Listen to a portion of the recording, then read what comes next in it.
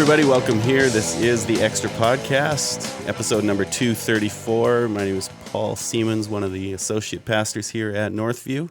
With me is Greg Harris. Hi, Paul. Hey, Greg. That's good to have you here. Do you know, I've always found that the introduction piece of our podcast is one of the more difficult sections. It kind of is. It is. I don't know. I don't actually know how to respond. My name is Jeff. It's really nice to see you today. Have you seen That'll do. Have you seen that video of the sumo wrestlers trying to sprint the 40-yard dash? No. And sometimes that it's so slow and awkward in the going. I've often thought that's what this podcast is like. Bunch of sumo wrestlers trying to sprint. Yeah, it doesn't start with quite the bang that we always want it to. Hey guys, I'm here. It's good to see you, Andy. Thanks for being here. You're narcissistic. Oh, yeah, you are here. Hashtag Steiger. Gosh. Yeah. Is there a money sign on that S? There is. Yeah. Eat your heart out, Kesha. Wow. Who? Even Kesha I stopped don't doing even. it. Yeah, I'm just. That's because she's weak, Greg. So let's get into a couple of questions. First thing is a more of a comment, really, from What one of our podcast listeners. is this? 234. Oh, okay. I'm keeping track over here. And while we're sidetracked, if you have more questions to send in, send them to extra@northview.org. Paul, That'll work. before we get into this, I'm sorry. I know that those people out there are like, oh, they almost got into it without the dumb banter, but Here we Paul, go. I've got a question for you. Ask. No, when you came and you interviewed for the teaching associate program, you wore yeah. a tie. Mm. Today, you're wearing a T-shirt that says, "Not a creature is stirring, not even the cat," from National Lampoon's Christmas Vacation, and you're wearing a Sandbar, Florida hat. Yeah. Hat, yeah. Yeah. Have you showered recently? I did this morning. Okay. Dude, I was here. But then you put on your like, I'm gonna roll in the mud clothes. I was here at 10 to 6. Okay. And so, yeah. I did shower, though. I just didn't want to do my hair. You know 'cause what? that takes I so respect long. that. And I didn't want to iron another shirt. So I just grabbed this one. Got it. And I thought, hey, this is the closest thing I have to a tacky Christmas Okay. sweater. Well, listen, that's probably one of the best scenes in the movie when the cat dies. When What the is cat up gets with fried. What is up with the dress code here at Northview? Because Greg, you're wearing a white undershirt. I'm wearing Andy a T-shirt. Well, it's an undershirt. This is You a got like T-shirt. No, those were 3 for $5. Listen, It you and was. I both know that. Dude, I outdress you Costco guys special. every day. I know. I'm wearing a sweater today. Okay, but you're not even in the competition. I mean, outdressing Jeff. I mean, It's not hard. yeah, if you put on some clothes, oh look, you did it. I had one of our. Wow. I had one of our. Somebody in our office the other day at the Mission campus. I was working up there, and she turned around and she started giving me information on how all the things I wear are awful. She Just trying to be a blessing. I know. She was like, "So that shirt's terrible, and why are you wearing those shoes with those pants? And do you have any idea at all how this looks to the rest of us?" So thanks for that. Do you know the part that gets me is I don't care. Is- That's the problem that I have with all of it. Well, I just got to bring up. Okay, first of all, there is a wonderful Christmas play being put on right now called "How Waves Snackle Stole Christmas," I believe. Yeah. At any rate, the angel Gabriel and Abe make an appearance in this production. And who? Abel. Abel. Oh, was it Abe? What? Abel. It's Abel and Gabriel. Abel. Oh. Gabriel. There we go. And so there's Jeff and Ezra. And so you're being recorded. That means you would have an opportunity to pick the outfit you would wear, Jeff. No. Behind the scenes, Comes in with shorts, T-shirt, and a here's the rest. button-up. Here's the rest of the story. At least it's in black and white. We actually arrived at the filming location thinking that they would have costumes for us. Oh. When we arrived, we realized that they did not have said costumes.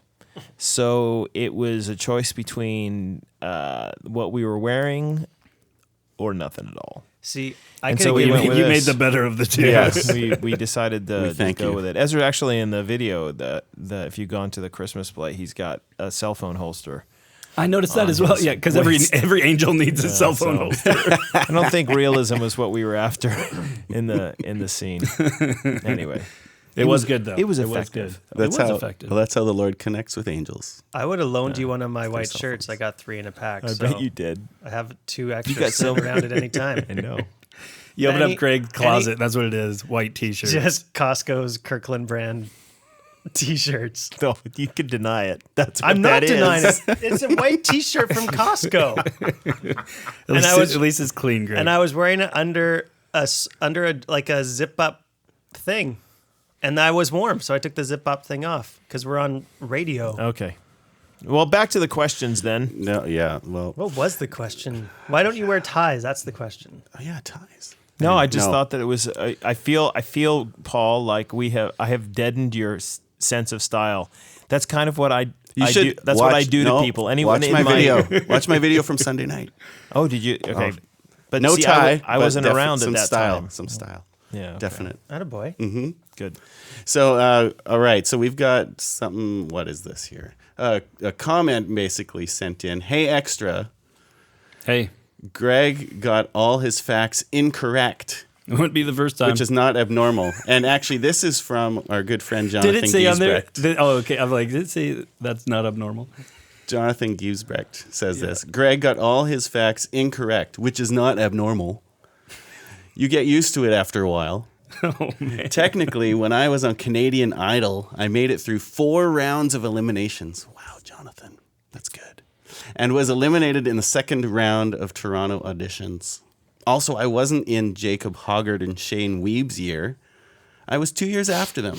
Smell that, Smells like Shane Weeb. weeb.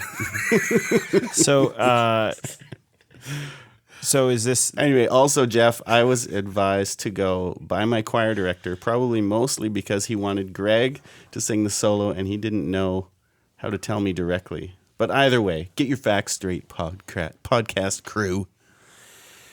Well, we are rightfully shamed. I need to issue a public apology for getting my Canadian Idol facts mixed up. Is Canadian Idol still on? Surprisingly, I Or we respect don't you believe more so. now. Was Jonathan's year the last one that they had? No, it was up there. My thing is that it doesn't matter what round. I don't think he was on the show. Like he might have been in the competition. Do you know what I would like to do at some point is actually have Jonathan here on our podcast giving a little bit of background on what does it look like to be a Canadian Idol And maybe a Contestant. demo of what he's saying. contestant? Because I would like to know kind of behind the scenes stuff there. It would be really great if we could It should get be our in like Christmas special. the Weeb. Oh, Shane yeah. Weeb. And This is a shout out to Shane Weeb. Hey, you know Shane Weeb. Yeah. You should get him in for an anywhere. episode. I'm going to ask some questions about Canadian Yeah, Idol. Shane, we need you on here. Okay. Come on. As long as you bring a bottle of your new scent. We need to get this sorted out. We Yeah. need to get Shane Weeb It on is this true. podcast. Yep. Maybe for episode 250. We stand corrected though, Jonathan. Sorry that I didn't get Canadian Idol stuff right. Anyway, yeah. So, Jonathan, please forgive these guys. It wasn't me. To our first real question. A couple weeks ago, we talked about the flood. And this listener sent in this lesson. Wouldn't the flood have had to be global? Because God promised not to do it again. And there have been many localized floods since then. So if it was localized, then what would God mean? Then that would mean God broke his promise, wouldn't it?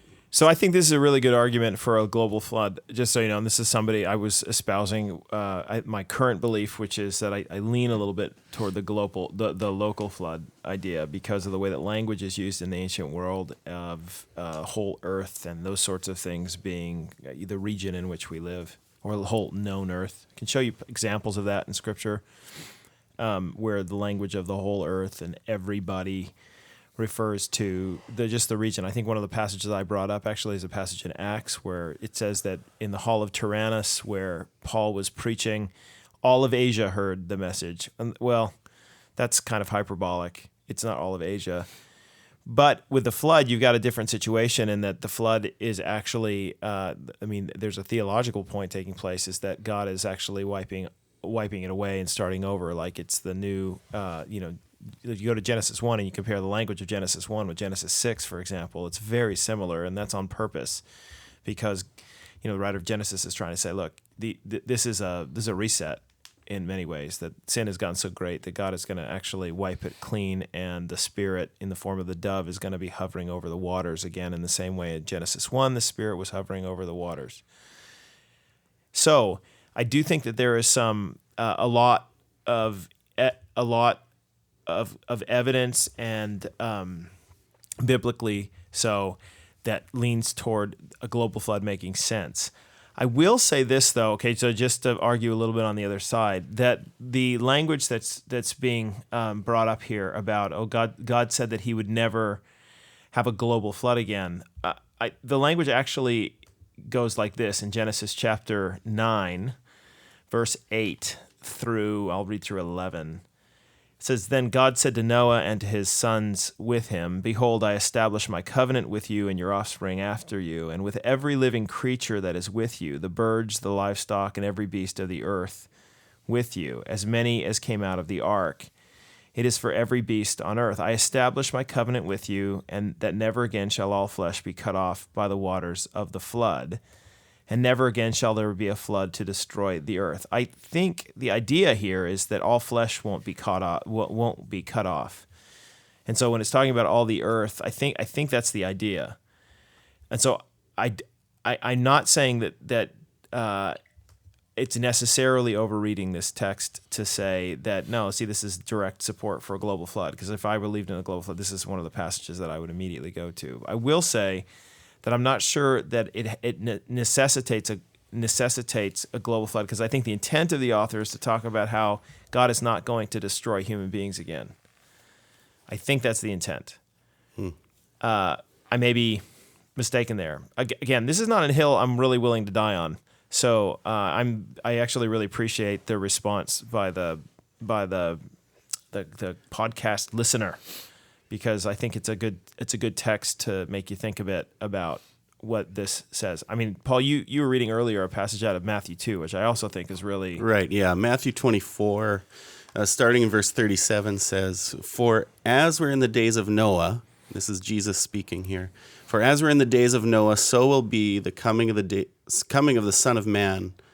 For as in those days before the flood, they were eating and drinking, marrying and giving in marriage, until the day when Noah entered the ark, and they were unaware until the flood came and swept them all away. So will be the coming of the Son of Man." Yeah. So this text seems to be indicating that Jesus' point seems to be that the flood will come the flood came when no one expected it, in the same way that the coming of the Son of Man will come in a way that nobody expects it. So that seems to be the intent. Mm-hmm. However, it sure seems like the theological idea of wiping out all of humankind, Yeah. that's the piece that I think is the strongest evidence, or the strongest thing leaning toward a global flood. Yeah. Yeah. 1 Peter 3, there's another one that says, "For Christ also died for sins once and for all, the just for the unjust, so that he might bring us to God, having been put to death in the flesh, but made alive in the Spirit, in which he also went and made proclamations to the spirits now in prison, who once were disobedient when the patience of God kept waiting in the days of Noah, during the construction of the ark, in which a few, that is, 8 persons, were brought safely through the water." Right. So that's another defense. Right. Greg, where are you on this debate? I see you sitting on the fence over there. I'm just going to be quiet over here. No, yeah. That's why I've been quiet, is because it's an issue I haven't done a whole lot of heavy investigation in. I've typically been kind of... agnostic's not the right word to use about it, but I've been swayed both ways depending on the arguments, just because I haven't done... This is one of those places, though, where you get a local flood. We actually have archaeological evidence for right around this period for there being a local flood in this area. And so this is why people will argue for a local flood, is they'll say, look, it's actually, there's the evidence. We actually have it, that a local flood took place around that time in that region. That must have been what he's referring to. There are some phrases, even some of the ones that we've read here, that are difficult to understand with just a local flood. There are ways to do it. I don't know how honest they are with the text. Mm-hmm. So that's where I sit right now. I'm very much on the fence about it, although this question actually has reminded me of some of the biblical evidence and pushes me far more toward the global. Yeah. Except the problem is that we don't have the archaeological evidence, so this is difficult, right? Although some people would... I actually read a book years ago called The Genesis Flood that claimed that that the whole Earth and what it looks like at this present moment is due to a global flood. So, in fact, some of the things geologically that we attribute to glaciation are actually flood. I don't know. I mean, my father was a geologist, so I'm not overly convinced by all of that. However, I certainly do think that there are. If you go to the eastern Washington State, for example, and you look at the Palouse, and if you look actually from space at the Palouse, it sure looks like the bottom of a seabed. So I'm a total novice when it comes to some of that. So there are some. I have a friend a couple. I have one friend who's a geologist and geotechnical scientist as well, and he said he was talking. I asked him, when you drive to Squamish, when you're on the highway and you're in front of the chief, on the other side of the highway, there's this big smooth rock, and it has these horizontal lines in it. And I asked him one day, I was like, "What's up with those lines?" Because he lives in Squamish, and I said, "What's up with those lines?" And he explained what they were, whatever. And he said, "Yeah, when the glaciers receded, it would have caused that." And I said, "Okay." I said, "So." I said, "What about this option? What if there was fast rushing water, like in a large amount, like the flood?" He's a Christian, so he knew what I was talking about. And he was like, "Yeah, that could do it too." Yep. So, yeah, there you go. And then the other guy I know is a helicopter pilot, and he landed on top of a mountain somewhere on Vancouver Island. And he landed on top of the mountain with his helicopter he does logging work with his helicopter. And he lands up there, gets out, and he looks at the ground. He's like, "This isn't gravel. This is actually seashells." He's like, "What's up with that? How can there be that many?" Brought some seashells up there. Yeah, and it's just like, and it's just like this massive amount, right? And so he's just like, well, in his mind, he's like, that's evidence for it. So yeah, and that's kind of thing there is some evidence like that around other parts of the world. I have actually read. If you are interested in this, I wish I could give you a bunch of references and things like this. This is a live debate. And I feel like I have gone to the extent of my knowledge of this particular debate. But there are people, if you want to Google this or others, I know that one of the famous books is called The Genesis Flood. I imagine there are some responses to that book from people who disagree. So like if you're interested in this whole subject and you want to look into it, you should just look at that book, The Genesis Flood, which is published, I want to say in the 80s, 90s, 80s, something like that. And you could actually go and have a look at some of the material and some of the responses that have happened recently. So one question is, because of those New Testament references that were brought up seem to be focused, the Matthew one on the surprising nature of Christ's return, and the Peter one on the extent of destruction that will come on human beings. On human beings. Yeah. So my question is how much are we reading into biological evidence into those, if the author's intending to talk about the surprise factor and the extent of destruction on human beings, to say, well, therefore now that tilts us closer to global flood. Right. I'm just wondering why make that connection explicit? Because it would explain the texts well. Greg, you're asking a really good question, I think you're making a really good point, which is that one of the challenges that we have in Scripture is to read it fairly but not overread it. Mm-hmm. I'm not in any way suggesting somebody who believes in a global flood is overreading the text. However, there's what the text says, there's what authors mean in their context, and then there's what we perceive to be clear implications. That's often the way we say it. Sometimes the text certainly is explicitly giving that implication. Other times it's not, and I'm a little bit uneasy with the clear implications. That's the language that's used, clear in air quotes, right? I'm a little uneasy with the clear implication discussion when the passage itself doesn't seem to be saying explicitly those things. I hope that makes sense. I think there's a danger in overreading the Bible. That's what I'm saying. And the reason why I brought that up was I was just stewing on the comment you made that you can treat those passages in a way where the flood could be localized, but you'd be something about doing harm to the text or the integrity of the process. And that was what sparked the thought, was what would be harmful about reading or saying it could be both from this text's unpacking of it, because the intent of the author is to talk about the extent of destruction and the surprisingness of it coming. So is that the clear just so we're clear for people who are listening, one of so for example, if the intent of an author is to talk about the surprising, ferocity and immediacy, right, that Jesus' return is going to have, and he compares it then to the flood, to read that passage as describing the flood as being any more than an immediate, surprising thing is to overread it, right? Because the intent that the author has there is to say something about that fact of it. We tend to read the Bible, though, and look for clues regarding the flood by the language that's used by those authors, when those authors don't actually have any intention of including those clues that we're looking for. Do you understand? So as a result, this is what I mean by overreading. There are places where you just have to be really careful with saying as much as the Bible says, but not saying more. I'm not, again, I want to give the caveat, I'm not suggesting that I think that the global flood viewpoint actually does explain these texts well. Is it necessary? Which is what you're asking. Mm-hmm. I don't know. I'd have to look at all the passages, right? I'm also thinking about 2 Peter 3 as well, which also includes a discussion about the flood. I do think one of the compelling ideas here theologically is that everybody on earth was judged. I think that's true. That's what the Bible teaches. Everybody on earth was judged. And so if you say it's local, if we say it's local, then we're stuck with a bit of a problem there. If there are other people alive at that time, what does that do?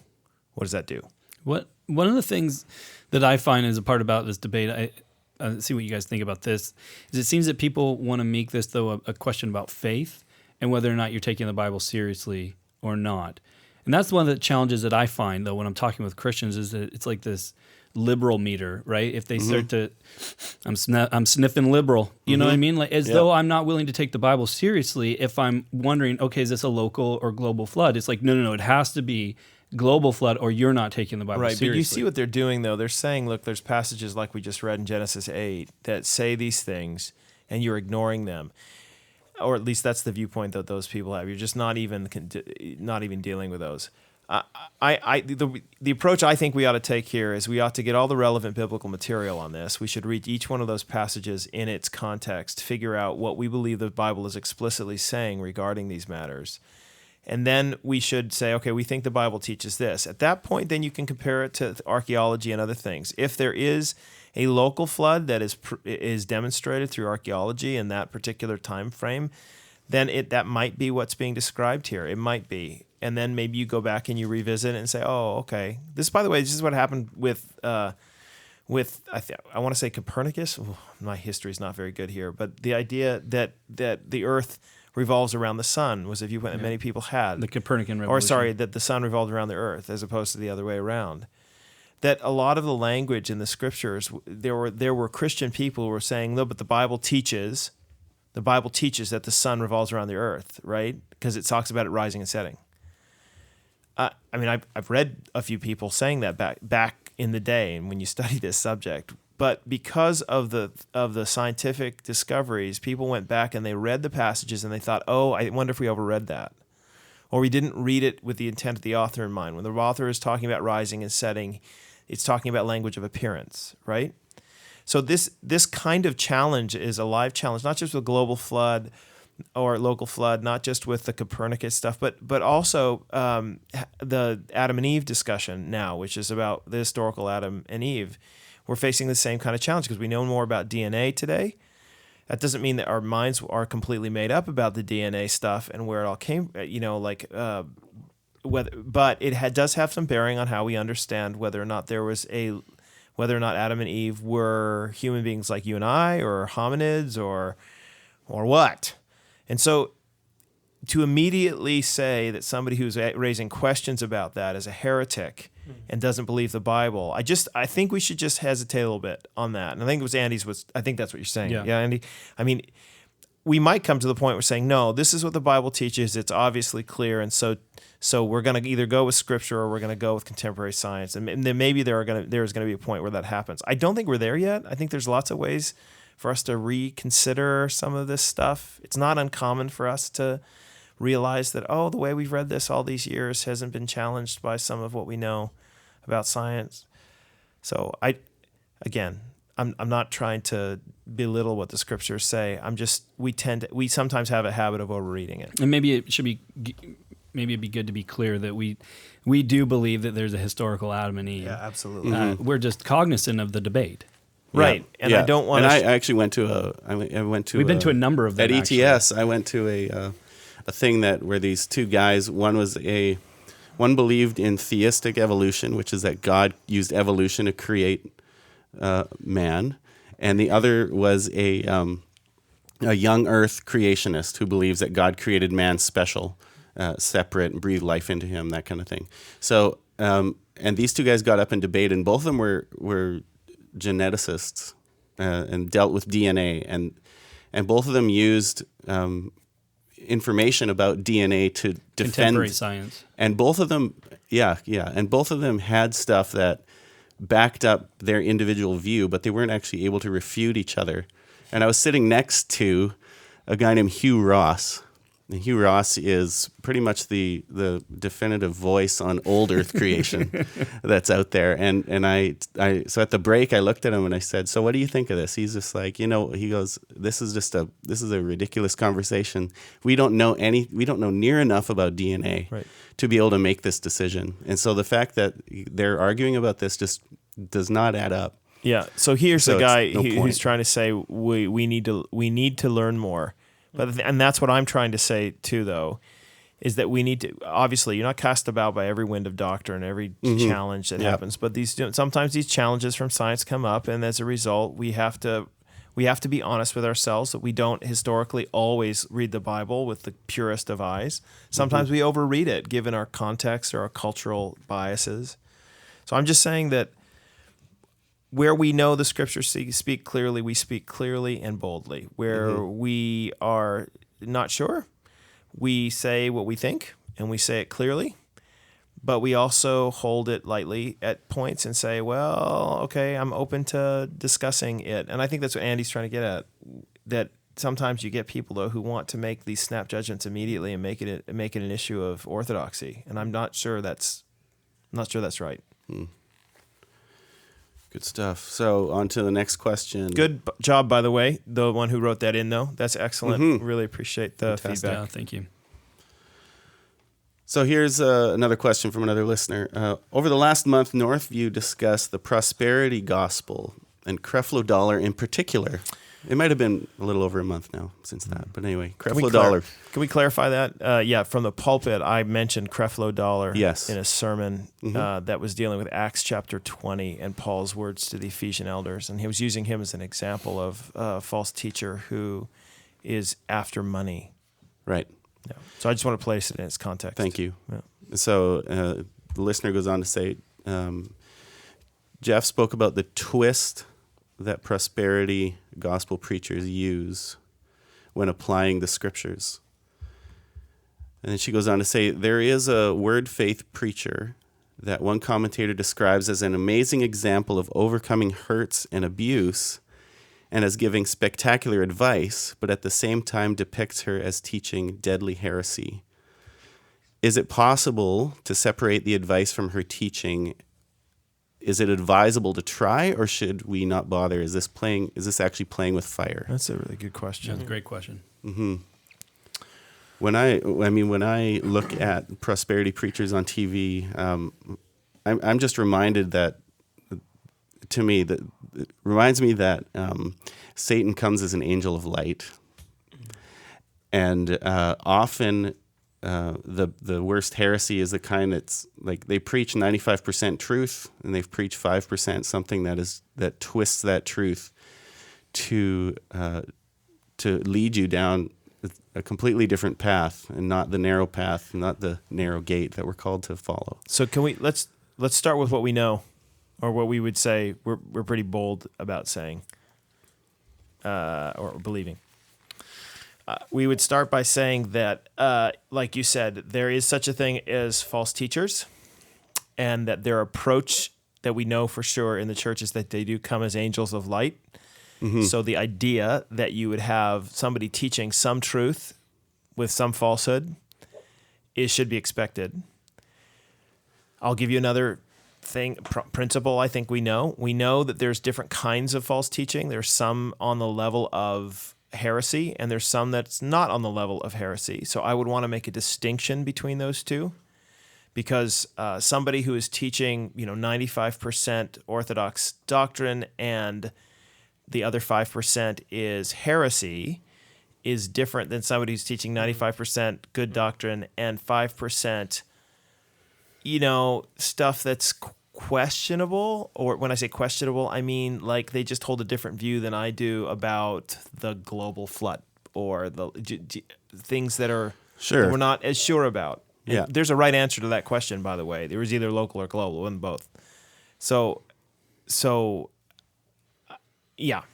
Mm-hmm. That you have to make a decision. Same thing with eschatology, same thing with gender roles. There's a right or wrong answer, but at the end of the day, somebody who teaches something contrary to that is not a heretic, right? Right. So I would want to make sure that.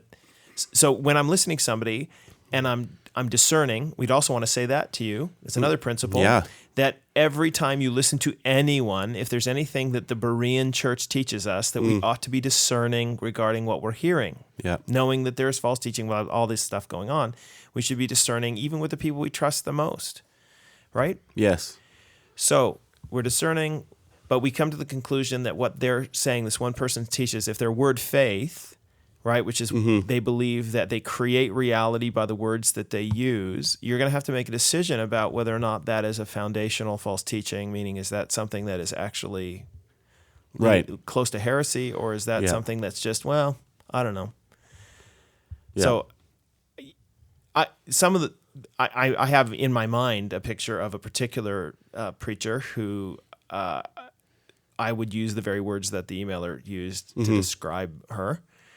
And I would say that she is very dangerous, remarkably dangerous, because I've listened to an awful lot of what she says. Joyce Meyer is the name that it's coming to my mind. I'm not saying that. And I make no apologies for saying out loud that I think Joyce Meyer is a very dangerous teacher. Right. Because she's very poor with the Bible. She does not read it in its context. She is a word faith individual. She believes that you can create your own destiny by the words you speak. There's not a lot of difference between her and what Creflo Dollar are teaching. And I think that there's a lot of evidence that I could give you to show that she is in it for the money and that she is not equipped to do the work she's doing. Now, I'm going to leave it up to God whether or not she's a Christian or not. Right. But I will say that she fits the bill for the kind of false teaching that we often talk about. Right. Right. Isn't that part of the problem, though, that most of the people a lot of people have a difficult time figuring out if they are a false teacher or not.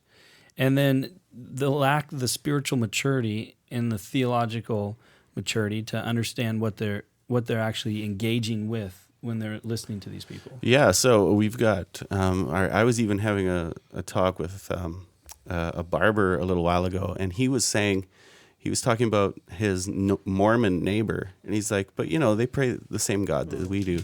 And I'm like, I don't think so.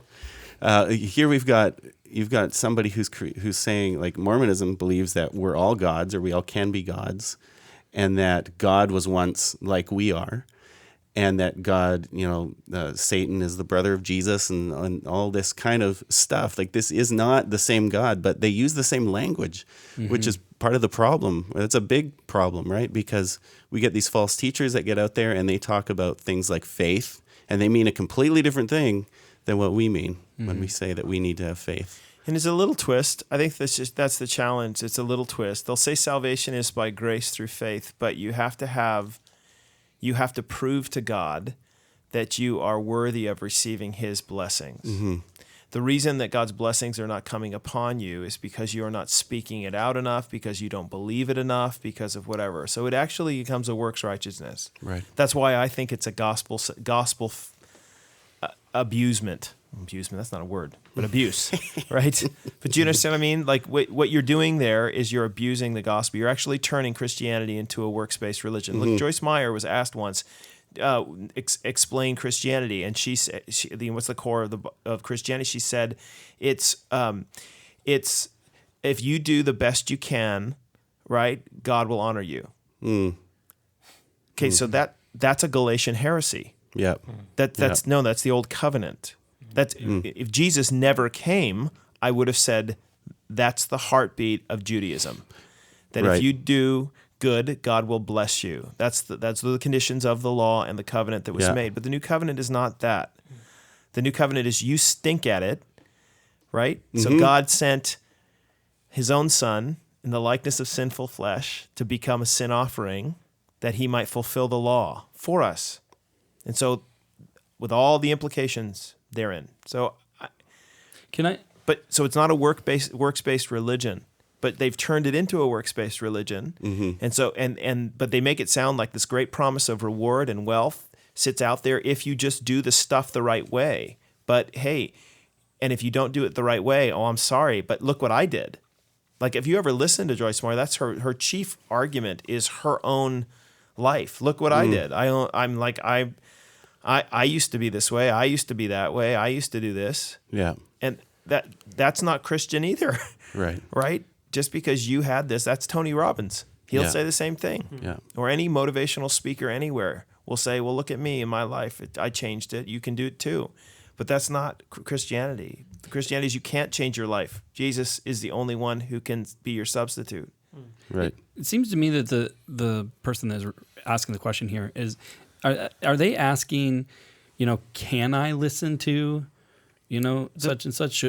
They're wondering, yeah, so the question is it advisable to try to separate her good advice from her false teaching? And one of the things that I think is important to understand as a Christian is that you are free to listen to, listen to Joyce Meyer. Like, Absolutely. we're not Jehovah's Witnesses, Right, right. That say, listen, you only read what we tell you to read and you can't Right. read anything else. Totally. The question, though, is have you put in the work?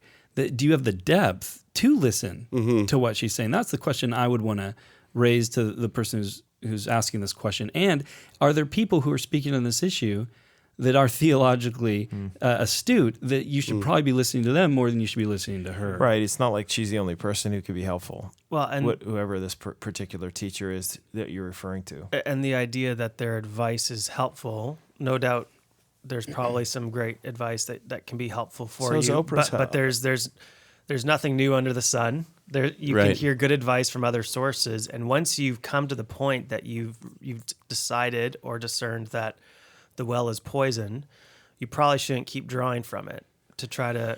Or at least we'd say it's unwise, right? The chances of you getting poisoned by drawing from the poison well are pretty high. Right. Yeah. Yeah.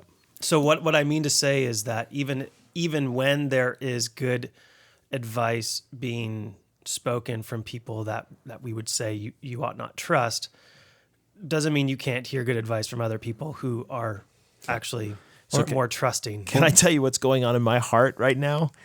As the shepherd in me wants to say run. Mm-hmm. Okay? Yeah. Except I know, and I'm just being honest here, I know that I live in a culture where the worst possible thing is to say that any one particular person is wrong. Okay? Yeah. The greatest heresy, in the words of Shailin, is to say that there is heresy. Yeah.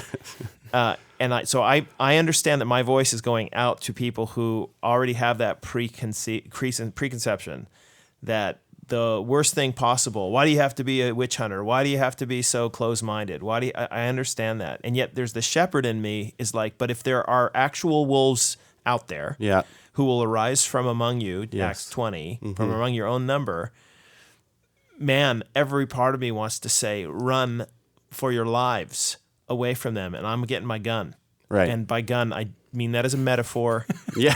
Right? Because that's what shepherds do in this the day and American age. When the coming out, wolf comes into the hen house, that's what you do. You protect the hens. And Yeah, and that's why we warn. Right? Sorry, Andy, I cut you off. Go ahead. No, what I was going to say was it seems, too, that there's this distinction. Like, one of my favorite resources is the Teaching Company. I love downloading lectures from different professors, right? Now, they're not Christians, and I think there's a lot, though, that I can glean from them. Many of them are atheists. I mean, I've even listened to courses by Bart Ehrman. But you have the maturity to listen to those, added to the fact that I think there's a difference when you have somebody who's full out against the gospel or full, like they're not trying to sugarcoat it or try to get close. I think your initial point was important, Paul, and that is, it seems to me that it's much, much more dangerous when it's 95% there, right? That there's just that little twist to it.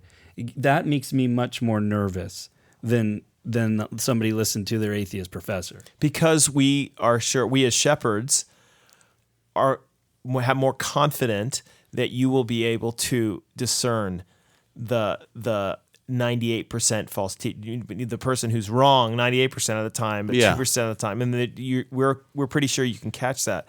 We're not as sure that if those percentages are flipped, that you'll be able to pick it up, as is evidenced by the size of the churches and followings of some of these people. Yeah. How big is Osteen's church? 40,000? No, it's like 50 or 60. 50 or 60. Yeah. Yeah, that's huge. Yeah, so Jeff referenced an artist, a music artist named Shai Linne.